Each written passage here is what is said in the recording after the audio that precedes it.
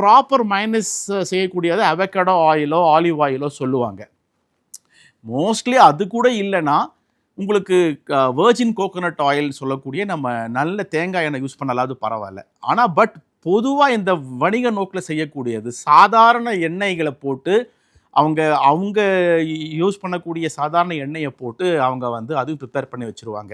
என்னென்னா இதில் sweet and mayonnaise இருக்குது, ஃப்ளேவர்டு மயனஸ் இருக்குது, ஒரு மாதிரி ஒரு அடிட்டிவ் பல வகைகளில் 7-8 வகைகளில் வந்து மைனஸ் கொடுக்க ஆரம்பிச்சிட்டாங்க.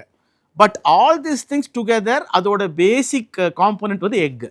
அந்த பேசிக் காம்போனண்ட்டில் ப்ராப்ளம் வரும்போது 2 விஷயம். ஹெல்த் பெனிஃபிட்ஸ் பார்த்தீங்கன்னா பெனிஃபிட்ஸ் நிறைய இருக்குது. நான் ஃபஸ்ட்டே சொன்ன மாதிரி உங்களுக்கு நல்ல கம்ப்ளீட் ப்ரோட்டீன், வைட்டமின் ஏடி, இகே எல்லாமே இருக்குது.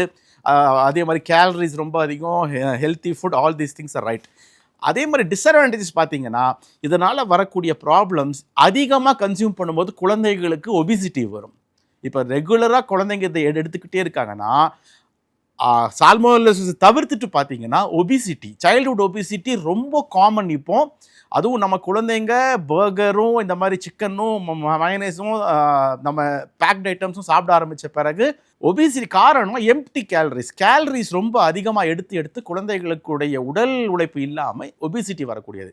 இந்தியா தான் சைல்டுஹுட் ஒபிசிட்டியில் ரொம்ப மிக வேகமாக வளருதுங்கிற ஒரு ஆய்வு வேறு இருக்குது. சைல்டுஹுட் ஒபிசிட்டி ஒரு பக்கம் எடுத்துட்டிங்கனாலும் டீனேஜ் டயபெட்டிஸ், டீனேஜ்லேயே வந்து உங்களுக்கு சர்க்கரை நோய் இப்போ ரொம்ப வேகமாக பார்க்குறோம். டீனேஜ் ஹார்ட் அட்டாக்ஸ் ரொம்ப அதிகம். ஏன்னா இந்த மைனஸ் காம்பனண்ட்டில் இருக்கிற எக்கு அதிகமான கேலரிஸ் கொடுத்து அதிகமான கொழுப்பு, அதுவும் டிரான்ஸ்ஃபேட் ஆசிட்ஸ் ரொம்ப அதிகமாக இருக்கும்போது அவசியமற்ற கொழுப்புகள் வந்து நம்ம ரத்த நாளங்களில் சேரும்போது ஏர்லியாக young stroke, young heart attack இதெல்லாம் ரொம்ப அதிகமாக பார்க்கப்படுறோம்.